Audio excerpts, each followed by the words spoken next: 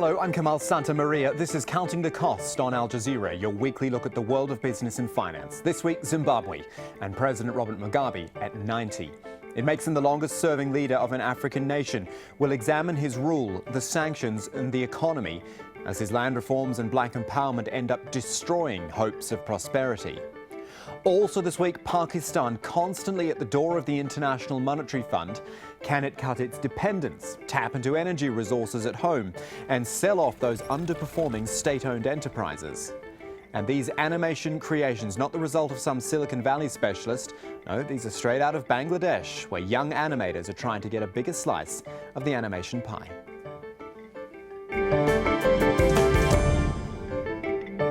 So this week we're looking at a long-time economic disaster presided over for more than 3 decades by a man who's outlived his own population on average by 40 years. We're talking Zimbabwe and President Robert Mugabe, who this past week turned 90 years old. 34 years he's been president, and really Zimbabwe's been through the ringer in that time. Mugabe himself's under sanctions. The country can't raise money because it won't repay debts, and land reforms and black empowerment have failed to deliver economic benefits. Just how has Zimbabwe reached this dire position? Well, just as a comparison, we've mapped Zimbabwe's economic growth against that of its neighbour, South Africa. Now, of course, you have to remember, in the 80s and the early 90s, South Africa was under sanctions because of apartheid. So that accounts for, with the white line, the stagnant growth that you see at the start there. But look at the difference as time goes on. Yes, South Africa's declined as of late, or flattened out there, but Zimbabwe's fall so dramatic and really quite erratic as well. Just to give you some key dates so we understand this, Mugabe has ruled Zimbabwe since independence. That was at the start of our graph back in 1980. In 2000, he ordered the takeover of white-owned farms, leading to an economic collapse and hyperinflation. You can see that very, very clearly in the years afterwards. That hyperinflation got up to 250 million% by 2008. Unemployment was up at 90%, and more than 80% of the population lived on less than $2 a day. Those were tough times. I saw them myself when I covered the 2008 Zimbabwean election for Al Jazeera English. This is what we saw. Hundreds of people queued right around the block every morning just to get a loaf of bread, and those usually ran out pretty quickly. There was nothing on the supermarket shelves. Look, it's a population absolutely desperate for the basics. And there was, of course, the infamous currency. When I was there, you had, and I kept some of these actually, you had these $10 million notes, which were probably worth less than the paper they were printed on. They eventually got up to $3 trillion bills before the Zimbabwean dollar was ditched in 2009 in favour of the US dollar. Well, that was a positive move for the economy. It remains so for those exporting from Zimbabwe. If you take the black tobacco farmers, for example, they benefited from first Mugabe's land reforms, and they're bringing in the dollars from their bigger and bigger exports. But growing that tobacco means cutting down on things like maize, a staple food. That's led to millions of people needing food aid, would you believe? Zimbabwe just manages to keep cancelling out its own gains. Here is this report from Haru Mutasa. More and more farmers in Zimbabwe are growing tobacco instead of staples like maize. There are more than 80,000 registered growers. Edson Makina has grown tobacco for more than 20 years. Over the years, it didn't make economic sense to grow maize. It was actually cheaper for us to buy maize after having sold our tobacco. The lack of subsidies in the maize production, that has forced our farmers to diversify into tobacco production. This year's tobacco selling season has started. Most people here are small-scale farmers. They can sometimes get up to $5 a kilogram.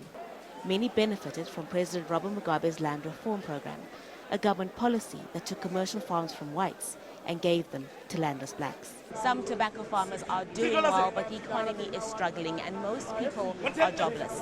The government has to import food because farmers aren't growing enough. Zimbabwe used to be called the breadbasket of Africa.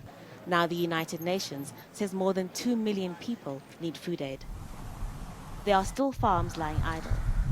The infrastructure now in ruins. Land reform has worked in tiny pockets, and tobacco is probably the most remarkable of the successes, but even that's a limited success. The people who are growing the tobacco are self-employed individuals. They're not employers, and if they are lucky, they can meet the costs of rearing a family. But most of them are not even making that much money. They're being kept in business only just by tobacco prices that allow them to be back next year, but they will never become relatively well-off people growing tobacco on this very small scale.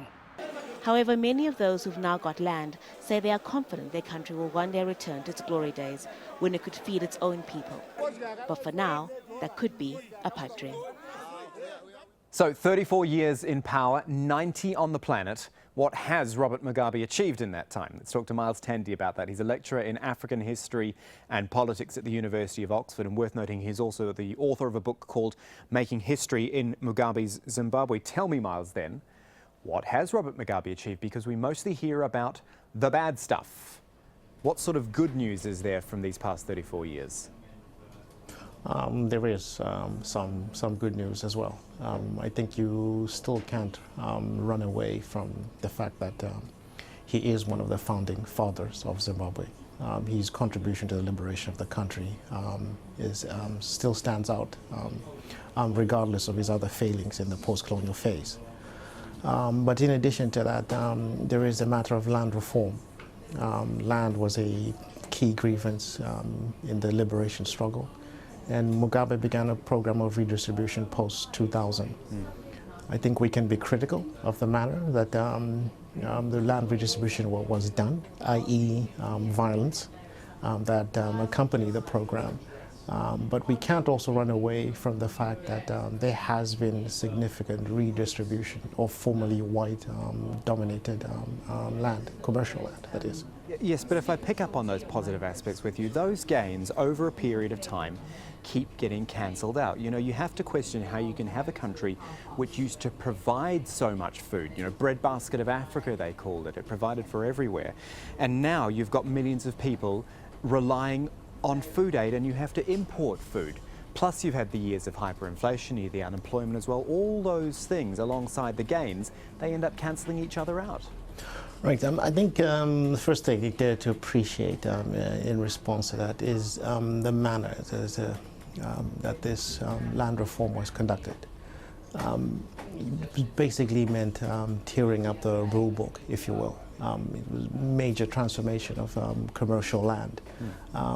So in that process, I think a dip in production was inevitable. But along with that as well, this goes back to the point I'd mentioned earlier, that we can quibble about the manner in which it was done. This is, one, the violence. Implementation wasn't as effective as it should have been. There is a need to find land has been redistributed to the black majority, but there is a need to go back to the drawing board, if you will, and ensure that those who got land are actually using the land productively. So it's a lot about implementation. Implementation has been the key failing, but in principle, the ideas, the logic behind it had resonance within Zimbabwe and many other broader African constituencies. Tell me about Zimbabwe's relationship with the rest of the world. I've got an article here which you've wrote, and you've advocated, for example, David Cameron meeting Robert Mugabe and saying this would be a good thing, and rather than isolating Zimbabwe any further. The fact is, though, the West has largely isolated Zimbabwe, but say a place like China hasn't. Therefore, how important has that relationship been to Harare? It has been very important. This is, but largely you would have to say, as a fallback after post-2000, when Zimbabwe fell out with the West, so to speak. The country turned to China for economic relationship, military relationships. So China has been very significant in that regard. But even then, any country in the world does not look in one particular direction only. You want to engage with the entire world. There's a lot that Zimbabwe would stand to benefit from a workable relationship with the West, as well as China.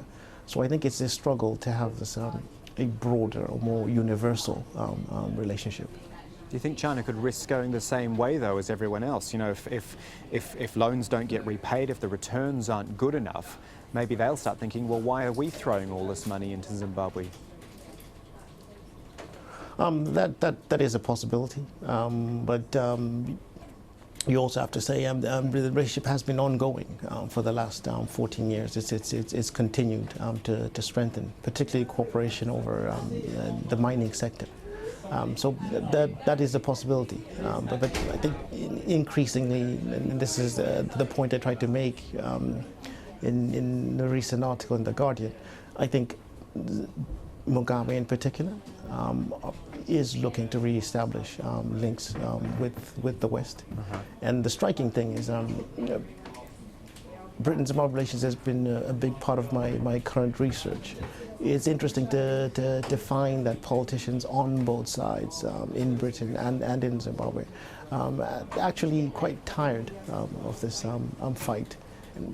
Without putting too fine a point on it, Miles, Robert Mugabe is an old man. He's just turned 90 years old, and it is in some ways quite remarkable that he has lived that long when so many people in Zimbabwe don't live that long. How do you think, though, a post-Mugabe Zimbabwe will look? I'm guessing at this point it wouldn't actually look much different. He would still look to keep ZANU-PF in power. Indeed. I think, and this is something that's important to appreciate. I think because for a long time, certain quarters, particularly a dimension of British policy towards Zimbabwe anyway, seemed to base itself on the assumption or belief that because of his old age, he would soon die, and then relationships could be re-established post Mugabe. But he's by far the most healthy 90-year-old I've ever met. There's much media speculation about his health, but in my view, I think he's in much better condition than we actually think. Very interesting. Miles Tandy talking Robert Mugabe and Zimbabwe with us this week. Thank you, Miles. We appreciate it. Thank you. And still ahead on Counting the Cost, the cartoon creators from Bangladesh. Because these days, you don't have to be Disney or Warner Brothers to be in the animation game. We'll meet them and their creations a little later on. We turn to Pakistan now, though, which has been dealing with energy crises for years. But still the government's pushing ahead with plans to privatise state-owned enterprises, including the energy ones. Just to give you a bit of background, Pakistan blows $4.8 billion a year running inefficient and overstaffed state companies. That's about a quarter of its total income. By the end of the year, it plans to sell stakes in 3 companies with the hope of raising $1.5 billion. And it needs to. Remember, last September, Pakistan took out a $6.7 billion loan from the International Monetary Fund to bolster its finances. Well, one of the conditions on that loan is reducing fuel subsidies on imported oil and gas. The thing is, Pakistan's actually blessed with huge coal reserves. But there's a lack of investment, there's a lack of manpower, both of which are hampering further exploration. Osama bin Javed has this from a remote mine in Balochistan, where the conditions for the remaining workers are far from perfect. This is what Pakistan's government expects to bring it much-needed energy and cash. The coal-rich mountains of Balochistan have hundreds of millions of tons of coal, but 70% of it remains untapped. And those digging out this natural resource don't have any support for the dangers they face. It's very difficult work, but it's a matter of survival for my children. That's why I have to take the risks for $300 a month. His children go to a sparsely-equipped school, and there is no proper hospital nearby. The coal industry is struggling with decades-old methods of extraction, limited investment and poor infrastructure. The only source of light is the lamps on their heads, and oxygen is supplied through a network of air shafts. At the moment, we are 6,000 feet below ground level, and this shaft takes you down a further 2,000 feet. We have been told that we can't access that area due to safety reasons, but more than 24 workers are currently extracting coal from there. The government insists it's providing some training, but says miners and mine owners ignore the dangers. The mine owners who don't care about the safety measures, they will be penalized through the courts. We have rescue and training centers at different places. If some incident takes place, they rush to the area and they take action immediately. But the biggest hurdle in exploring further coal reserves is the deteriorating law and order situation. Out of an estimated 60,000 miners, a third have left the province of Balochistan. Hundreds have had to pay ransoms and dozens have been killed by kidnappers. Separatist fighters have carried out most of the attacks. The industry is in desperate need of skilled labour, and so far the government's assurances have just been political statements. There's no one to protect us when the Baluch separatists kidnap us. Security forces are complicit in their crimes. They ask for hundreds of thousands in ransom, and if we had that kind of money, why would we drive trucks? For the thousands who face the dangers of coal dust and worse, there seems to be no real incentive to keep going. But for many, giving up is not an option. Osama bin Javed with that report, who also spoke in depth with Pakistan's Privatisation Commission Chairman Mohammad Zubair. He began by asking just how much Pakistan was looking to earn from this sell-off of state-owned businesses. The first objective is not earning. The first objective is to stop the bleeding. That's the first objective.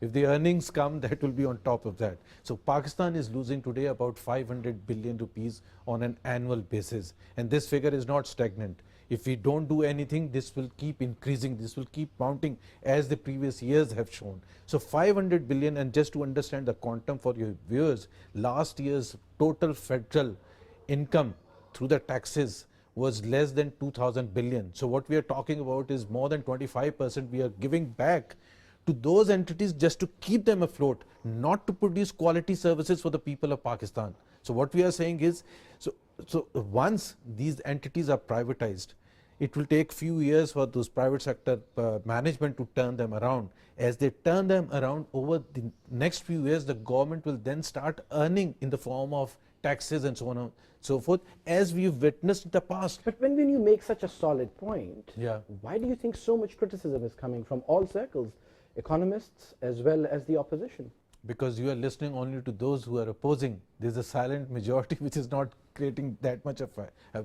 Let me just take you through. There are political parties. Who are the stakeholders? Political parties, the unions of those institutions, and the media, for example, they are all stakeholders.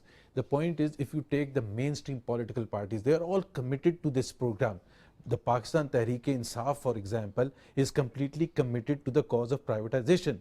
There are many people in Pakistan who are saying we are supportive of privatization, but, and this is a huge but it must be transparent. It should not be the way it has happened in the past, and there are some concerns. What will happen to the employees? What will be the regulatory framework, and so on and so forth. There are some concerns which are valid, and we are welcoming those concerns. So the debate is fine with us. There is a very small segment of the population or the stakeholders who are saying we are totally opposed to the privatization. So the argument is very simple. We are saying here is 180 million people of Pakistan. Are they getting the quality of services for which these entities were creating? And they say no. Here are some few thousand employees that will probably need to separate, for example. But in the difficult decisions are always painful in the short term. They are good in the long term. Critics believe that the regulatory bodies which will actually carry this out are not capable. Their arms can be twisted very easily, as there are examples in the past with various examples. The party that you mentioned, the PTI, says that you're going out at a fast-track speed with unrealistic expectations. Number two, when you put the tender out, most of the bidders, it is believed that they will be companies who will be interested in assets, not running those public service companies. What happens to the public interest? You know, in the past, some of the criticism is justified, because in the past what happened was that entities were sold out and then they did not run those companies. Rather, they sold the land and recovered more than what they had bought for.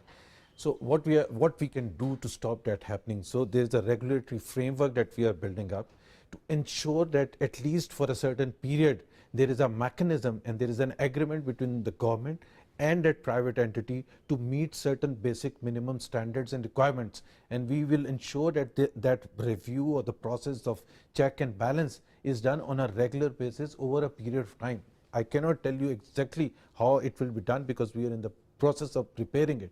I think we should not be scared of taking difficult decisions and challenging decisions to say that we are going on a very fast track basis. Of course, we have to go on a fast track basis. If everyone agrees that 500 billion rupees should not be lost, then the earlier we resolve it, the better it is for Pakistan and the people of Pakistan. But what about the criticism that it's becoming, the moment you make it hasty, you end up making it a crony affair? People have gone to the extent of saying it's not privatization, it's manchaization in Pakistan. So my question always is, you tell me the mechanism to keep out certain person, because we have to find a legal way to stop you or me from undertaking the bidding process. But our cronies being selected, and our cronies being what given I can preference. what I can promise, and we've already developed a very, very transparent process. It is transparent to the extent that I have shared it with every stakeholder, and I'm asking them, not just challenging them, I'm asking them. I went to the Senate committee for privatization. I went to various political leaders. I have shared that in the media. I'm saying this is my transparent process. And I believe that it has enough checks and balances and controls to ensure that no one gets extra benefit or a favorite, a crony, as you say, ends up buying it. What I want from them, and I request them, is to share with me their concerns with respect to this particular transparent process. If they believe this is fine, fine. If they believe that it can be improved to ensure fairness and transparency, I am ready to accept any particular suggestion in this regard. We want to ensure that this is absolutely transparent, not just transparent the way I see it, but it should be seen by all Pakistanis generally that it is a very, very transparent process. Mohammad Zubair, thank you very much. Thank you very much. Finally this week, cartoons. We know the United States has dominated the animation industry, from Mickey Mouse to South Park and everything in between. But with computer animation software and hardware now available to the masses, 90% of US production is actually being sent overseas. India and China are the most popular destinations, but why not Bangladesh too? Rob Reynolds met some of the rising animation entrepreneurs of Dhaka. It's a computer-driven workplace that would look just about the same in Shanghai or Silicon Valley. But these skilled animators are hard at work in Bangladesh, part of a little-known high-tech success story in a country that's been in the news recently for dangerous working conditions in its garment industry. Their company, Toon Bangla, has produced episodes of Meena, a popular South Asian cartoon series sponsored by UNICEF. I hope that we can be the Cartoon Network of Bangladesh in the next 10 years. The animation industry is still small, with fewer than 1,200 workers, but it's growing quickly, relying on a talented workforce and the same competitive wage advantage that has made Bangladesh a powerhouse in the garment industry. The structure of payment and salary is much more competitive, cheaper than what you see in the United States or in China. While most animation companies here make their money doing outsourced work or ads for local TV, there is a small team of Bangladeshi animators who've set their sights even higher. In a work studio illuminated by the dim light of computer monitors, the animators at Ogniroth, a Bangladeshi cartoon startup, are aiming for a worldwide audience. Our dream is to make a fantastic film that is appealing to the global audience. At the same time, we get to tell our story from our point of view and portray our culture into a global scene. Their work is a colorful blend of light and dark imagery. They're now working on a feature film about a boy who can communicate with his autistic sibling by entering into the mysterious world of her dreams. It's a dream and reality. So in reality, it's definitely set in Bangladesh. But in dream also, we want to bring local folk art and culture. Ogniroth's animated movie may or may not be showing someday in a cinema near you. But Bangladesh's animation industry is on the rise, and that means better jobs for talented Bangladeshi workers. And on that note, that's our show for this week, but there's more for you online at aljazeera.com. You can click through to the programs link, and from there you'll find the Counting the Cost page with all our previous episodes for you to catch up on. You can also get in touch. You can tweet either me at Kamal AJE, our business editor at Abid Oliver Ali, and don't forget to use and look out for the hashtag Counting the Cost. You can also drop us an email. countingthecost@aljazeera.net is the address. But that is it for this edition of Counting the Cost. I'm Kamal Kamal Santamaria. From the whole team, thanks for joining us. The news on Al Jazeera is next.